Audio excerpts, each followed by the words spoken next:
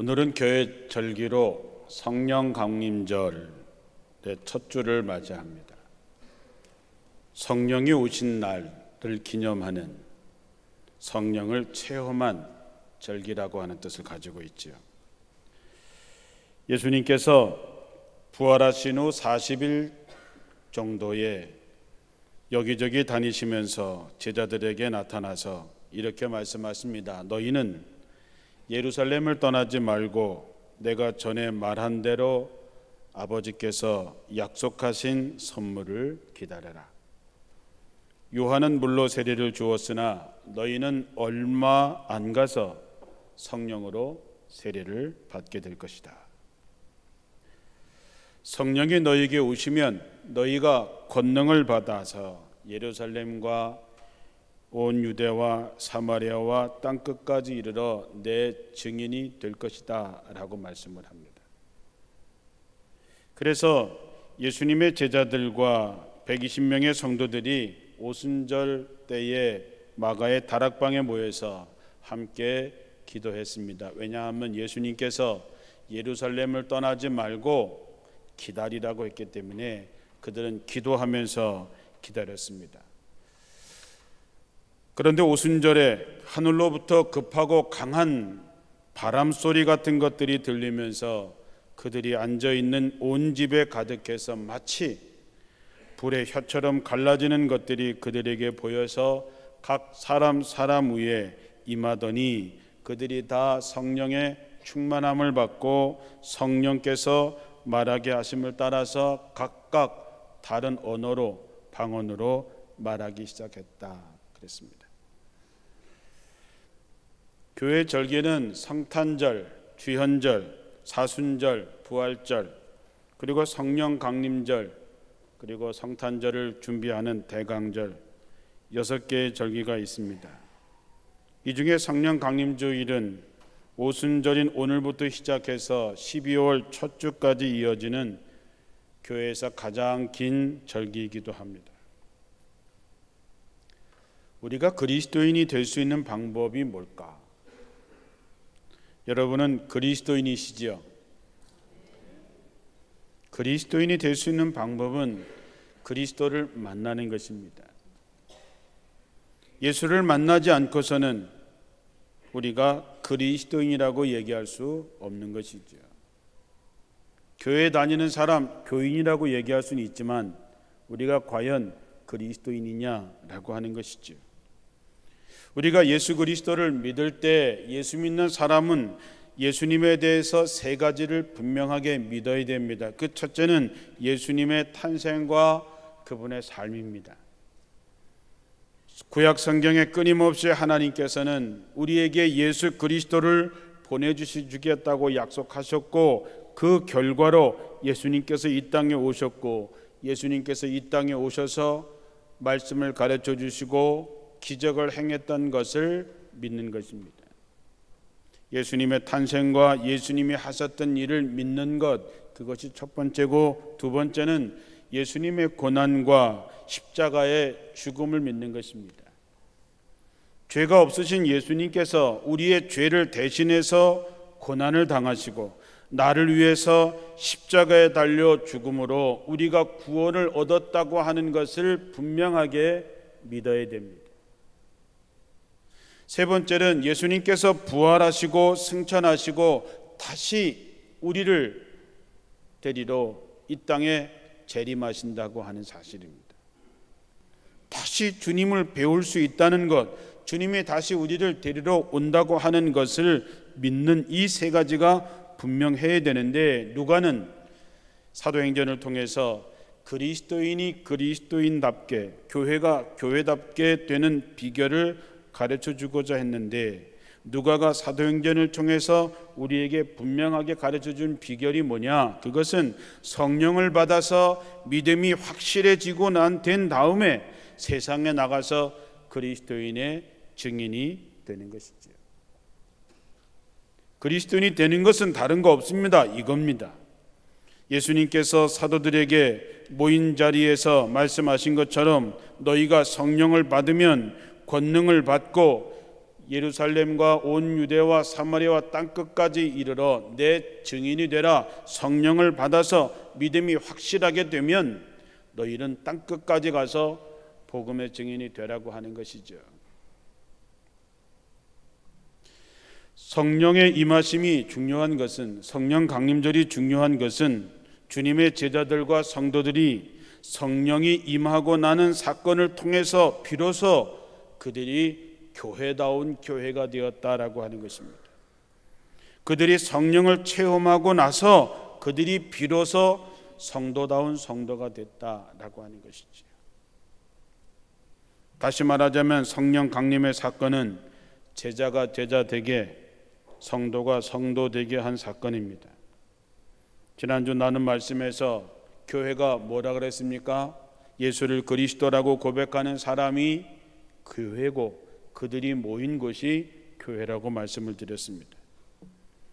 성령이 임하시기 전에 그들은 예수를 주라고 고백했지요. 그래서 그들이 모였습니다. 그러나 그들의 마음에는 두려움이 가득했습니다. 겁에 질려 있었지요. 앞으로 우리가 어떻게 해야 되나 염려하고 있었습니다. 제자들도 마찬가지죠. 예수님과 함께 따라다니고 예수님의 말씀을 듣고 예수님의 행한 기적을 보았음에도 불구하고 예수님께서 십자가에 달려 죽으셨을 때 제자들은 다 도망을 쳤습니다. 부활하신 예수님을 만나고 그들이 마가의 다락방에 모였지만 그들의 마음속에는 두려움과 염려와 걱정과 근심이 가득했었습니다. 그래서 그들은 문을 잠그고 숨어서 하나님 앞에 기도하고 있었습니다. 기도는 할 줄 알았지만 그러나 그들은 교회다운 교회의 모습을, 성도다운 성도의 모습을 갖고 있지 못했습니다. 그러나 예수님께서 말씀하신 대로 그들에게 성령이 임했습니다. 그들의 성령이 임하자 그들은 담대해졌지요. 아하, 예수님께서 하신 말씀이 이거구나. 믿음이 분명해진 것이죠. 그리고 그들은 문을 박차고 나와서 복음을 전하기 시작했습니다. 여러분, 교회다운 교회의 모습이 뭐냐? 성도다운 성도의 모습이 뭐냐? 그것은 예수 그리스도의 증인이 되는 것입니다. 여러분이 진짜 예수쟁이라면, 진짜 그리스도인이라면 우리가 해야 하는 가장 성도다운 모습이 뭐냐? 복음의 증인이 되는 거지요. 예수 그리스도를 증거하는 것이지요. 문제는 뭐냐 하면 이 사명은 성령의 도우심, 성령의 역사가 아니고서는 할 수 없다는 것이죠. 내가 단 한 번도 전도하지 못하고 그리스도의 증인이 되지 못한 삶을 살아가는 사람은 아직 성령의 뭔지를 잘 모르는 사람들이 있죠. 성령 강림절인 오늘서부터 앞으로 몇 주간 동안 성령에 대해서 우리가 살펴보겠지만 그동안 성령에 대해서 알지 못했던 것 바로 깨달아 아시고 성령을 받지 못한 사람은 성령 충만해서 정말 기쁨이 충만해지고 승리하는 신앙생활, 사명을 감당하는 신앙생활, 변화된 삶을 살아가시기를 주님의 이름으로 축원합니다. 여러분은 무엇에 의존해서 살고 계십니까? 내가 세상을 살아가면서 여러분은 무엇을 믿고 사냐고 하는 것이죠. 우리가 부모에게 의존하면 부모님이 가진 것을 가지고 삽니다. 내가 내 능력에 의존하고 살아간다면 내 능력이 해낼 수 있는 것을 얻을 수 있습니다. 그러나 우리가 성령에 의존한다면 우리는 하나님이 하신 일을 할 수 있습니다. 그래서 우리가 그 어떤 것보다도 성령 하나님을 의지하는, 그래서 하나님이 하시는 일을, 하나님의 능력을, 너희가 성령이 너희에게 임하면 너희가 권능을 갖게 되는 그 능력으로 살아가는 여러분들이 되시기를 주님의 이름으로 축원합니다. 그런데 그렇게 위해서는 우리가 내가 지금 어떤 상태에 있는지를 알아야 되는 것이죠. 진단을 받는 것이죠. 오늘 본문의 말씀에 바울이 묻습니다. 너희가 성령을 받았느냐? 이 질문을 우리에게 한번 돌아보면 내가 과연 성령을 받았는가 하는 것이죠. 여러분, 예수 수십 년 믿어도 성령을 모르는 사람도 많습니다. 성령 체험하지 못한 사람도 많지요. 안 그런 척하고 있는 것뿐이지 사실은 우리가 성령을 체험하고 삶에 변화된 사람, 정말 내 삶이 기도가 되고 내 삶이 찬양이 되고 내 삶이 빛이 되는 삶을 살아가지 못한다면 우리는 성령 안에 있지 못한 것이죠. 그래서 우리가 내가 성령을 받았는가라고 하는 질문을 하기에 앞서서 우린 자기 스스로에게 내가 예수를 구주로 영접했는가를 먼저 물어야 됩니다. 여러분은 예수를 구주로 영접하셨습니까? 이건 세례 받을 때만이 묻는 것이 아니라 날마다 내 안에 그리스도가 있는지를 확인해야 됩니다. 계시록 3장 20절에 보라, 내가 밖에 서서 문을 두드리고 있다. 누구든지 내 음성을 듣고 문을 열면 내가 그에게로 들어가서 그와 함께 먹고 그는 나와 함께 먹을 것이다 그랬습니다. 요한복음 1장 12절에는 그분은 자기를 영접하고 믿는 사람들에게는 하나님의 자녀가 되는 특권을 주셨다 그랬습니다. 자, 여러분이 예수님을 구주로 영접하셨습니까? 그래서 주님이 지금 여러분 안에 계십니까? 나는 죽고 내 안에 그리스도가 살아서 내 삶을 이끌어가고 있느냐 하는 것이죠. 우리 가장 기본적인 질문, 어쩌면 여러분이 나를 무시하는 거야 뭐야 라고 생각할 만한 이 가장 기본적인 질문에 우리가 과연 뭐라고 얘기하겠냐? 내가 정말로 주님을 영접했고 주님이 나와 더불어 내 안에서 먹고 마시고 살고 있다라고 자신 있게 고백할 수 있느냐 하는 것이죠. 옛날에는 계셨는데 내가 쫓아내서 아니면 저 뒷방 구석에 주님을 거기에 살게 하고 지금 나를 움직이고 있는 것이 과연 뭐냐라고 하는 것이죠. 여러분이 예수를 구주로 영접했다면 좋습니다. 그러면 여러분은 성령을 받았습니까? 오늘 본문의 말씀에 여러분이 믿을 때에 성령을 받았습니까? 라고 물었더니 우리는 성령이 있다는 것조차도 들어본 적이 없습니다. 이렇게 대답했습니다. 신앙생활을 하는데도 불구하고 성령에 대해서 들어는 봤지만 나는 성령이 무엇인지, 성령의 충만함이 무엇인지 알지 못합니다. 그것만큼 불행한 것이 어디 있겠습니까? 그러면 여러분이 성령을 받았다면 그러면 지금 성령 충만하십니까? 라고 하는 질문에 뭐라고 대답하시겠습니까?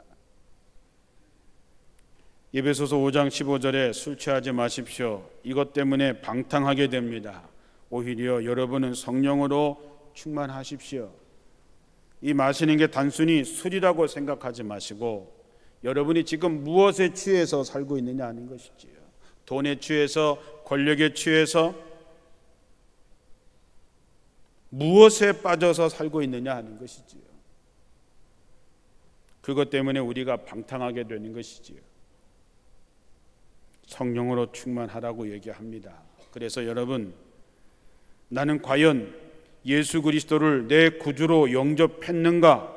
그래서 내 안에 주님이 나와 함께 더불어서 먹고 마시는가? 나는 성령을 받았는가? 나는 성령 충만한 사람인가? 라고 하는 질문을 던져야 되는 것이죠. 성령 충만한 사람, 성령의 사람은 항상 기뻐할 수 있습니다. 그러므로 여러분의 마음에 근심과 염려, 걱정이 끊어지지 않는다면, 두려운 마음이 끊어지지 않는다면 성령을 구하시기를 주님의 이름으로 축원합니다. 걱정, 근심도 아주 그것도 습관입니다. 맑은 날에는 비가 오지 않아서 걱정이고 비가 오면 막지가 않아서 걱정이고 이런 걱정 저런 걱정 하지요. 어느 날 목사님께서 여러분 걱정 근심을 다 놓고 가시오 라고 얘기했더니 가서 염려하길래 왜 그러냐 그랬더니 걱정은 놓고 왔는데 근심은 가져왔다고. 여러분, 우리의 계산과 우리의 생각으로 이 문제가 해결되지 않습니다. 환경이 바뀌면 여러분이 갖고 있는 문제가 해결된 것 같지요. 그러나 여러분 여전히 염려와 근심하지요. 그러나 여러분 성령 받으면, 성령 충만해지면 사도 바울처럼 내가 어떤 처지에 있더라도 나는 부족함이 없다, 자족하기를 배운 그 기쁨이 있게 되는 것이죠. 그러므로 오늘 여러분들의 마음속에 근심과 염려와 두려움이 있는 사람들은 성령을 구하는 사람이 되어서 성령으로 깨끗하게 고쳐지기를 주님의 이름으로 축원합니다. 우리 가운데는 음행과 더러운 짓 등 하지 말아야 될 것들을 하는 사람들이 있습니다. 세상에 살면서 우리가 그런 일에 많이 빠지게 되지요. 그런데 여러분, 성령 충만한 사람은 하나님이 나와 함께하고 있다고 하는 사실을 잊지 않고 살아가는 사람입니다. 또 하나는 우상 숭배, 술수, 원수 맺는 것, 싸움, 시기, 분노, 이기심, 분열, 당파심, 질투 등을 품지 않아야 할 것들이 내 마음속에 있는 것 때문에 괴로워해야 됩니다. 이것이 뭡니까? 육에 속한 사람이, 육의 욕심을 따라가는 사람이 맺는 열매입니다. 우상 숭배, 술수, 원수 맺는 것, 싸우는 것, 시기하고 분노하고 질투하고 이기심, 분열, 당파, 이런 것들이죠. 우리가 애통하는 자는 복이 있다 그랬죠. 애통하는 자가 뭡니까? 내 안에 없어야 할 것들, 바로 이런 것들이 내 마음속에 있는 것 때문에 괴로워합니다. 그가 복이 있는 것이죠. 왜 괴로워합니까? 그것이 잘못됐다고 하는 것을 우리가 깨닫게 되기 때문이죠. 그것을 깨닫게 해주는 분이 누굽니까? 성령께서 깨닫게 해주시는 거죠. 성령 충만한 사람은 성령이 그 마음을 다스리게 되어 있습니다. 그러므로 사람이 품지 말아야 할 것들이 그 마음에 있을 때마다 성령은 깨우쳐 주십니다. 안 돼. 그러면 안 돼. 그것은 버려야 돼. 그러나 육신은 계속해서 우리에게 하나님보다 더 중요한 것이 있다라고 얘기하지요. 원수를 맺게 하지요. 싸우게 하지요. 시기하게 하지요. 분노를 일으키지요. 분열시키지요. 당파심을 갖게 하지요. 우상 숭배와 이기심이 뭡니까? 교만입니다. 술수는 거짓된 마음입니다. 원수 맺는 것, 시기, 분노, 질투, 이런 것들은 미움이 내 마음을 지배하는 것이죠. 싸움과 분열과 당파심은 서로 협력하여 선을 이루지 못하게 하는 마음이지요. 그러나 성령 충만한 사람은 그런 것들을 물리칩니다. 성령 충만한 사람은 자기를 낮춥니다. 하나님을 속일 수 없다는 믿음 속에서 그는 진실함을 가지고 살아가는 것이죠. 성령 충만한 사람은 미움이 싹틀 때에 싹을 자르고 용서할 수 있습니다. 미움이 올라올 때에 그것을 자르고 사랑의 꽃을 피울 수 있습니다. 사람의 힘으로 되는 것이 아니라 성령의 충만함을 입으면 되는 것입니다. 그러므로 여러분의 마음에 없어야 할 것들로 채워져 있다면, 이런 마음들이 여러분의 마음속에 있다면 성령을 구하시고 성령이 그 모든 것을 치유해 주기를 주님의 이름으로 축원합니다. 마지막으로 술 취함과 방탕함으로 쾌락을 쫓아가면서 내일을 준비하지 못하는 사람들이 있습니다. 성령 충만한 사람은 내일을 봅니다. 그것을 비전이라고 얘기하죠. 요에서 2장 28절에 내가 내 신을 모든 사람에게 부어주리니 너희 자녀들이 장래의 일을 말할 것이며 너희 늙은이는 꿈을 꾸며 너희 젊은이들은 이상을 볼 거라고 얘기했습니다. 우리는 하나님의 나라를 보는 것이죠. 장차 있을 심판을 보는 거지요. 다시 우리를 데리러 오실 주님을 기다리는 것이죠. 그래서 우리는 이 땅에 욕심을 갖지 않는 것입니다. 먹을 것과 입을 것이 있으면 족한 줄 아는 것이지요. 그러나 내일을 보지 못하는 사람은 이 땅이 전부인 것처럼 살아가지요. 그래서 그 즐거움을 쫓기 위해서 술 취함과 방탕함으로 괴로움을 잊어버리려고 하지만 그렇게 될까요? 그렇게 되지 않지요. 우린 오늘 하루에 눈을 뜨면서 오늘 하루가 여러분에게 당연하다고 생각하시지요. 그것이 하나님께서 허락하신 귀한 선물이라고 생각하시면서 하루를 사십니까? 내가 당연하게 마치 내 것인 양 맞이하는 하루가 언젠가 간절히 원해도 허락되지 않는 날이 옵니다. 성령의 사람은 내일을 볼 수 있는 사람입니다. 하나님의 나라를 바라보는 사람이지요. 그래서 그는 하나님의 나라와 의를 먼저 구하는 삶을 살아가는 것입니다. 성령은 사모하는 자에게 주시겠다 그랬습니다. 바울의 질문에 에베소 교인들은 이렇게 얘기하지요. 우리는 성령을 받기는 고사하고 성령의 있음을 듣지도 못했습니다. 정말 그럴까요, 여러분? 마태복음 3장 11절에 보면 세례 요한이 이렇게 얘기합니다. 나는 너희를 회개케 하기 위해서 물로 세례를 주지만 내 뒤에 오시는 이는 나보다 능력이 많으시니 나는 그의 신을 들기에도 감당할 수 없다. 나는 너희에게 물로 세례를 주지만 그분은 성령과 불로 너희에게 세례를 줄 거라고 얘기했습니다. 이미 오래전에 세례 요한을 통해서 성령의 세례에 대해서 불세례에 대한 말씀을 들었습니다. 그러나 그들은 물세례를 넘어서 앞으로 가지를 못했던 것이지요. 성령에 대해서 몰랐던 것이고 무관심했던 것이죠. 그러나 여러분, 이제 우리에게 왜 성령이 임해야 하는지, 우리가 왜 성령 충만해야 되는지를 오늘 말씀을 들었습니다. 성령이 임하시면 믿음이 분명해집니다. 권세와 능력이 생깁니다. 그래서 우리는 복음의 증인이 될 수 있습니다. 어떻게 하면?